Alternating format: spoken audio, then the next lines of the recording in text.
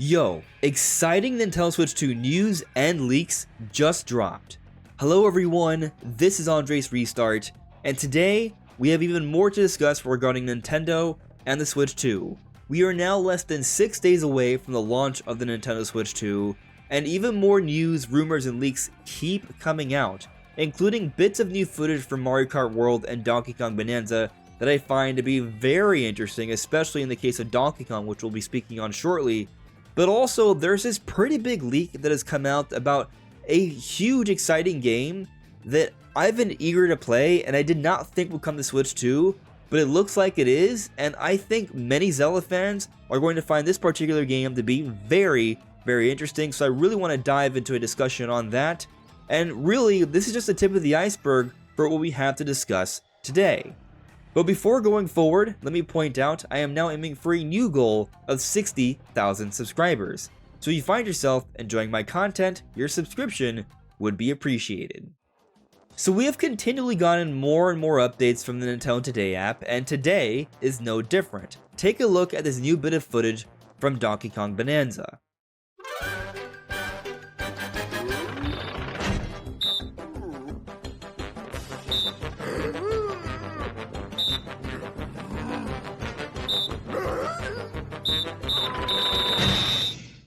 So as you see from this clip here, we are seeing different facial expressions for Donkey Kong and Bananza. But we've already known that Donkey Kong is a fairly expressive character in Bananza. It looks wonderful. But what I think is the bigger takeaway here is actually the background music. You may have noticed, or perhaps you didn't, that this music here sounds very much like the way it did back in Donkey Kong 64. This is Rambi's theme.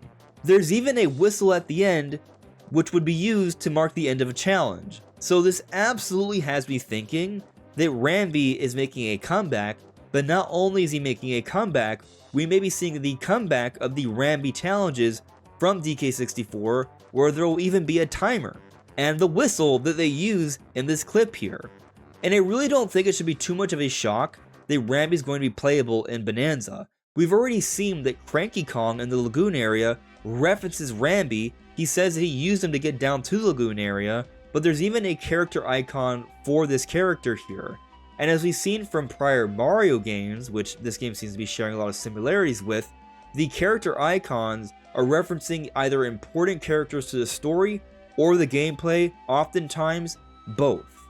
So I definitely think there's a very likely chance that Rambi is involved with the gameplay in some way, and now that we have this music, I'm definitely thinking it's going to be very similar to how it worked in DK64. And on that note, I'll also say this is another reference to DK64, which has me even thinking more so that Bananza in some ways is a bit of a spiritual sequel. It's the next 3D Donkey Kong game. We've been theorizing that King K. Rool is actually the true rival of this game, which would be interesting considering the last time King K. Rool was the actual proper rival of a mainline Donkey Kong game was DK64. So this clip may actually be a much bigger deal than people realize. But we have more than just Donkey Kong footage to discuss today. We now have new footage for Mario Kart World, so as you see here, you're seeing another bit of footage for another P-Switch mission.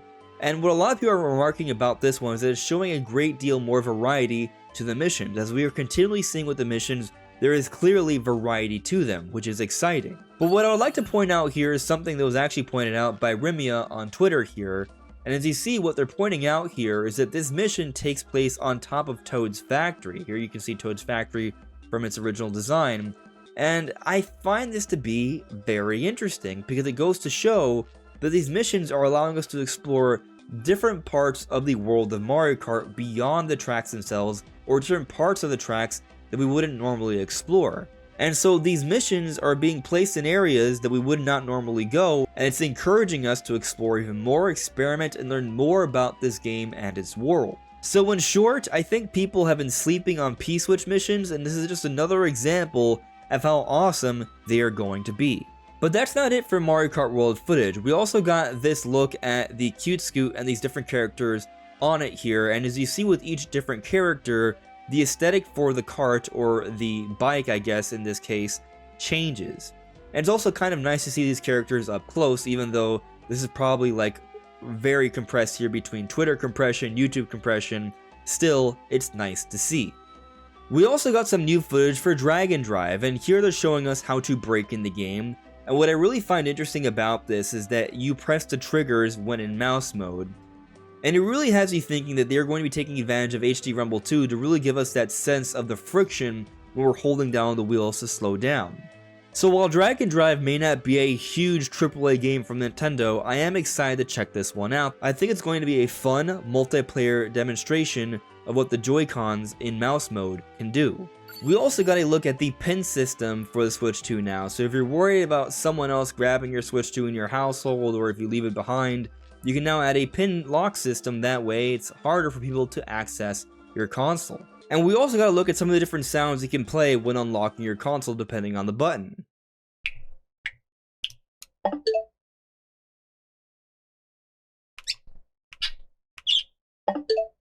So they only showed 2 with the A and ZR buttons. I'm very curious about the others, but it's also nice to see that they've changed around the sound effects on Switch 2. We're seeing that there is a lot more subtle personality being added to Switch 2. I know a lot of people were really begging for the next console after Switch 1 to have a lot more personality. A lot of people miss what they saw with the Nintendo Wii and the Wii U. And there is personality here with Switch 2, we're seeing that, but it is still being done in a subtle way, very similar to Switch 1. But now let's move on to what may be the most exciting story we have to discuss today, at least for me personally it is. And that's that it looks like Gamestop has accidentally leaked that Crimson Desert is coming to Nintendo Switch 2. So if you search Crimson Desert Nintendo Switch 2 on GameStop, you'll see that it's listed to be coming to the console coming soon. And this is a very big deal game. And I really want to stress that here. Crimson Desert is the kind of game that many people did not think would be coming to Nintendo Switch 2. Many people did not think this game would be running well even on PC. As we've heard recently from some different gameplay impressions, people are actually quite pleased with how it's been performing and the different things you can do with the controls. There is so much to this game. It's a giant open world game with realistic visuals, but also a lot going on in the environments. They are destructible, they are interactive, very much like Breath of the Wild. There's even a lot of scenes that look very much like Tears of the Kingdom in the sky, with puzzles and flying around on these islands and such. A lot of shrine-like challenges. And then with the combat, we've also seen that it's just kind of insane what's going on with this game. There's so much you can do, so many different combos that you can flow into, and it ties into the physics of the world very much like Breath of the Wild as well. But then a lot more on top of that. This game is trying to be so many different epic AAA games at once, and so many people did not think this kind of game would function. And yet we're seeing with some recent gameplay impressions that it seems to be going pretty well. And now we're hearing that it's going to be coming to Nintendo Switch 2. As we've seen recently with some fairly ambitious games coming to Switch 2, the Switch 2 can do some pretty impressive stuff, like what we've seen with Cyberpunk, for example. This is a fairly ambitious game, so I'm considering playing it elsewhere, but I want to wait and see on how the Switch 2 version looks and runs, because if it looks and runs fine enough, then I might seriously consider that version, because being able to play it in handheld mode, kind of a big deal to me.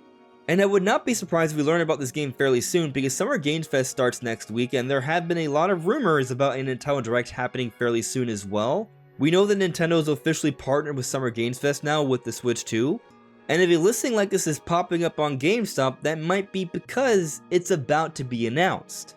So fingers crossed, this is not some random error, this is legitimately a leak of Crimson Desert coming to Switch 2, and it's announced soon, and that it looks and runs well. That's a lot to hope for, but I am optimistic. And yet, despite that, we still have far more to discuss today regarding Nintendo and the Switch 2. For example, Nintendo has done the world a favor and shared out the reverse art of the covers of Nintendo Switch 2 cases. So as you see here, we can see the inside of the case of Mario Kart World, and we can see that there is a reverse art there. And here it is outside of the cover. It looks wonderful. And then we've also seen that the reverse art for Breath of the Wild Switch 2 edition is this right here. We've seen this art before, looks wonderful. I'm glad that we have all these wonderful pieces of reverse art for these Switch 2 covers. Now I'm very curious about others. Beyond that, we have seen this graphics comparison for Fantasy Life I between the Switch 2 edition and the Switch 1 edition, and as you can see, the Switch 2 edition is clearly more clear, a sharper, higher resolution. In some more disappointing sad news, Playtonic just put out a message letting the world know that they had to let go of some talented developers they had on their team. Unfortunately, due to the state of the industry and where the overall global economic climate is, they just had to do a bit of downsizing here. And so they let the world know they have some very talented developers, and they strongly recommend that those that are hiring to pick them up. Now, for those who don't know, Playtonic is the developer of Yooka-Laylee, which is basically the spiritual successor to Banjo-Kazooie. Playtonic is made by some of the ex-Rare developers who made Banjo-Kazooie, and so Playtonic is responsible for some amazing work, but to see that even developers like them have to let go of some of their talent, it's disappointing, and it kind of goes to show some of the struggles we're seeing in the industry today. In more positive news though, we've gotten confirmation that Target is going to have multiple waves of shipments early on. So on June 6th, the day after Switch 2 comes out, they're going to have even more Switch 2s to pick up there. So as Jake Randall's reporting here, he's going to be live streaming, trying to help out different people. I strongly recommend you check out Jake Randall. I'll have this channel linked in the description below. He's great for helping you get your pre-orders or finding your consoles. And so, as we're seeing here, there's going to be another opportunity even after June 5th. If you miss your chance to pick up a Switch 2 day 1, you may be able to go to Target day 2 and be able to pick it up. Another leak that's popped up are actual photo leaks of the Switch 2 itself outside of the box. So, as we see here, here's one image leak of that, and here we see this report from Nintendo Soup. They are relaying a statement made by the Russian Switch 2 leaker. So here his message reads, "I thought about it first, like, whoa, what if they're gonna ban my Switch account? I didn't sign any NDAs, I bought this with my money, I bought it, I didn't steal it, or something like that. Also, Nintendo's from Japan, you know? And they don't have any official shops in Russia anymore. They don't have a jurisdiction in Russia. It's not like we want to show that, oh, we got a Switch 2, you didn't get a Switch 2. No, we just want to show you, some content and show that even in Russia, we have a lot of sanctions, you know? A lot of big companies banned us, yeah, but we want to show all the world that Russia also has, just some guys that just want to play video games." And I think this is all well and good. Of course, people in Russia, they are people, they want to play video games too, so shout out to anyone who's watching this from Russia, absolutely. But, here's the thing. When you go and you start sharing video of the Switch 2 way in advance when you're not supposed to have it, things may happen. And so the video that they had showing the entire opening of the Switch 2 and everything in there has been taken down. But we did learn something interesting from this leak here. So as written by Necrofelipe from Universal Nintendo, although it's translated, Nintendo Switch 2, complete unboxing of the new console is published by a Russian channel on Telegram. Thanks to it, it is known that it is possible to set up the system, and that only Nintendo Switch 1 games and other functions require the first day update. So a lot of people were freaking out, because we were hearing from people who had gone to Switch 2 early, that you cannot play games until there is an update online on launch day. But from this leaker apparently, that only had to do with some functionality and playing Switch 1 games, implying Switch 2 games should still work out of the box. Personally, either way, I don't think it's that big of a deal, because I think in general, most pieces of technology need to connect online before you use them, like a phone, for example, or even just other game systems that are coming out now today. But if the Switch 2 can play Switch 2 games without having to connect online, then that is a positive. So there's a rumor that's been going the rounds as of late, and that's that apparently Hunter Schafer is being considered to play the role of Princess Zelda in the live-action Legend of Zelda movie. Now, as pointed out by friend of the channel Joey Ferris, to take this rumor with a hefty grain of salt, as the source of the rumor, Daniel RPK, has also said that Hayden Christensen would be casted as Shadow. Shadow from the Sonic movie was actually done by Keanu Reeves. So there's already a clear history of inaccuracy from this source here. However, I will also note that the rumor says being considered. Being considered means that there could be others in consideration as well. So we're not sure what's going to happen, even if this rumor is true, and it very well might not be. Take it with a grain of salt. What I will say though is that the movie is coming out March 2027. That's the current release date of the movie, and next year is 2026, the 40th anniversary. I'm not expecting any official Zelda movie news in this year of 2025, but in 2026 I'm expecting quite a lot. A casting confirmation, trailers, all of that I think is very likely in 2026. Could something happen this year? Maybe they will confirm the cast this year before they show us an actual trailer of the movie, kind of like what they did with the Mario movie. It's possible, but personally I'm keeping my expectations in check and not anticipating any major Zelda movie news until next year, but we shall see.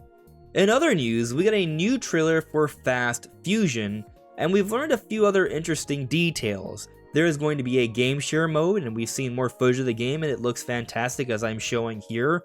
But Shinin Multimedia on Twitter also pointed out that there will be a quality mode at 4K 60 FPS with a day one patch. Now what's interesting about this is that because they say quality mode, it has us wondering, is there going to be a performance mode? And we do know from an interview that they are willing to consider a 120 FPS mode down the road in a future update. So it may be the case that Fast Fusion will have a 120 FPS mode after launch, but at the very least, we are getting 4K 60 day one, and that is exciting. This game looks awesome. Now, in one last little bit of news here for today, we have learned that the operating system takes up 6.9 gigabytes of the total 256 gigabytes of the console. This is pretty par for the course. There's always going to be a little bit of storage space used up for the operating system. I will note that the operating system this time takes up a bit more space than it did for Switch OLED or Switch 1, but it's also more sophisticated. There's a lot more going on, like with game chat and all. And of course, there is clearly a lot more as well. It's actually a much better ratio. Switch 1 had 32 gigabytes and the operating system took up 4.2 gigabytes. Switch 2 has 8 times as much storage space, yet the operating system is less than double the amount of Switch 1. So I would say that's actually a pretty big W. But what do you all think? What do you make of all this latest Nintendo Switch 2 news and leaks? I'm curious what you have to say in the comments below. This is AndresRestart. Thank you so much for listening and watching, and I'll see you all really soon. Take care. Bye.